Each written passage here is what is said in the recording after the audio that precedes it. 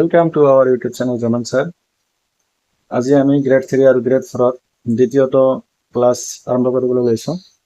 আজি আমি শিকিম স্বাভাৱিক সংখ্যা, পূৰ্ণ সংখ্যা আৰু অখণ্ড সংখ্যা, natural number, full number and integer. স্বাভাৱিক সংখ্যাক প্ৰথমে আমি জানি ল'ম স্বাভাৱিক সংখ্যা কোনবোৰ। যে গণনা কৰোঁতে যিবোৰ সংখ্যা ব্যৱহাৰ কৰা হয় সেইবোৰেই হৈছে স্বাভাৱিক সংখ্যা। আমি গণনা কৰোঁতে কোনবোৰ সংখ্যা ব্যৱহাৰ কৰোঁ? নিশ্চয় 1 ৰ পৰা আৰম্ভ কৰোঁ। সো আমাৰ স্বাভাবিক সংখ্যা আৰম্ভ হয় 1 ৰ পৰা। 1 2 3 4 যিমানবোৰ আছে সেই সকলোবোৰ হয় স্বাভাৱিক সংখ্যা। এতিয়া প্ৰশ্ন হ'ল আটাইতকৈ সৰু স্বাভাৱিক সংখ্যাটো কিমান? হয়, নিশ্চয় আটাইতকৈ সৰু স্বাভাৱিক সংখ্যাটো হ'ল 1। আটাইতকৈ ডাঙৰ স্বাভাৱিক সংখ্যাটো কিমান? আমি ডাঙৰ স্বাভাৱিক সংখ্যাটো ক'ব নোৱাৰিম, কাৰণ সংখ্যা গৈয়ে থাকিব। দ্বিতীয়তে আমি শিকিম পূৰ্ণ সংখ্যা। পূৰ্ণ সংখ্যা কোনবোৰ? যে এই সকলোবোৰ স্বাভাৱিক সংখ্যা আৰু শূন্যক লৈ যিবোৰ সংখ্যা গঠিত হয় সেইবোৰেই হৈছে পূৰ্ণ সংখ্যা।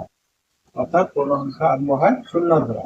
0 1 2 3 4 আদি যিবোৰ সংখ্যা আছে সেইবোৰ হৈছে পূৰ্ণ সংখ্যা। তেনেহ'লে আমাৰ প্ৰশ্ন হ'ল আটাইতকৈ সৰু পূৰ্ণ সংখ্যাটো কি? আটাইতকৈ সৰু পূৰ্ণ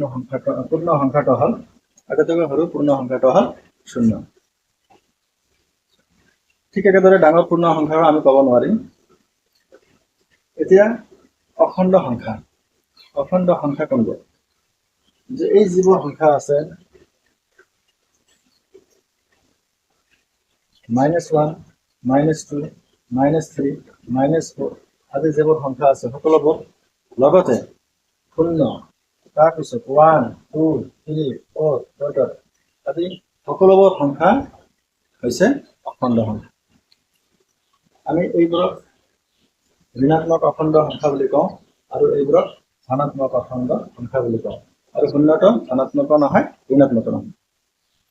তো আমি মন কৰিলোঁ যে স্বাভাৱিক সংখ্যাটো পূৰ্ণ সংখ্যাৰ ভিতৰতে আছে। স্বাভাৱিক সংখ্যাতকৈ পূৰ্ণ সংখ্যাৰ সংখ্যা এটা বেছি, আৰু সেইটো হ'ল 0। আৰু স্বাভাৱিক সংখ্যা আৰু পূৰ্ণ সংখ্যা আকৌ অখণ্ড সংখ্যাৰ ভিতৰত আছে। চ' অখণ্ড সংখ্যা হৈছে পূৰ্ণ সংখ্যা আৰু স্বাভাৱিক সংখ্যাৰ লগতে -1 -2 -3 যিবোৰ ঋণাত্মক সংখ্যা আছে এই সকলোবোৰ আমাৰ হৈছে অখণ্ড সংখ্যা। কিন্তু দশমিক সংখ্যা আৰু ভগ্নাংশবোৰ অখণ্ড সংখ্যা নহয়। আমি নামেৰে গম পাওঁ যে অখণ্ড মানে খণ্ড নহয়, ভগ্নাংশ নহয়। তো আমি এতিয়া শিকিম যে এইবোৰ সংখ্যাক কি আখৰেৰে বা কি চিনেৰে বুজোৱা হয়। স্বাভাৱিক সংখ্যাৰ ইংৰাজী হ'ল নেচাৰেল নাম্বাৰ। ইয়াৰ প্ৰথম আখৰটো এনেৰে স্বাভাৱিক সংখ্যাৰ সংহতিক বুজোৱা হয়। পূৰ্ণ সংখ্যাৰ সংহতিক আমি ডাব্লিউ আখৰেৰে বুজাওঁ। যে প্ৰথম আখৰটো আছে ডাব্লিউ, আৰু তৃতীয়তে আছে ইন্টিজাৰ। ইন্টিজাৰক আমি আই বা জেডেৰে বুজোৱা হয়। অখণ্ড সংখ্যা যিহেতু ধনাত্মক আৰু ঋণাত্মক আছে, গতিকে অখণ্ড সংখ্যাবোৰক আমি আই প্লাছ বা আই মাইনাছেৰে বুজোৱা। ধনাত্মক অখণ্ড সংখ্যাবোৰক আই প্লাছেৰে আৰু ঋণাত্মক অখণ্ড সংখ্যাবোৰক আই নেগেটিভেৰে বুজোৱা হয়। এতিয়া আমি শিকিম যে স্বাভাৱিক সংখ্যাৰ লগত জড়িত এটা যোগফল। আমি আগৰ ভিডিঅ'তে শিকিছিলোঁ স্বাভাৱিক সংখ্যাৰ যোগফলৰ শৰ্টকাট ট্ৰিক। 1 + 2 + 3 ... up to 10 এই সংখ্যাবোৰৰ যোগফল কেনেকুৱা হ'ব? কিমান হ'ব? 10 আছে, 10 × 11/2।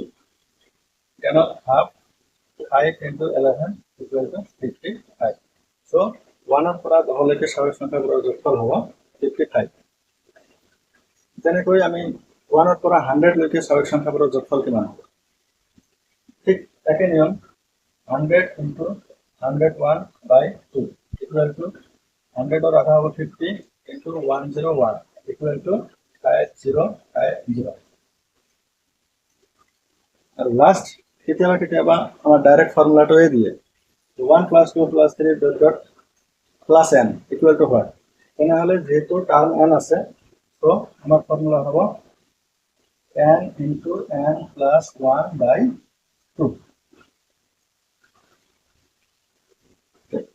আজি আমি যিখিনি শিকিলো আশা কৰো সকলোৱে উপকৃত হ'ব তো ভিডিঅ'টো ভাল লাগিলে নিশ্চয় লাইক কৰিব শ্বেয়াৰ কৰিব আৰু সাবস্ক্ৰাইব কৰিবলৈ নাপাহৰিব থ্যাংক ইউ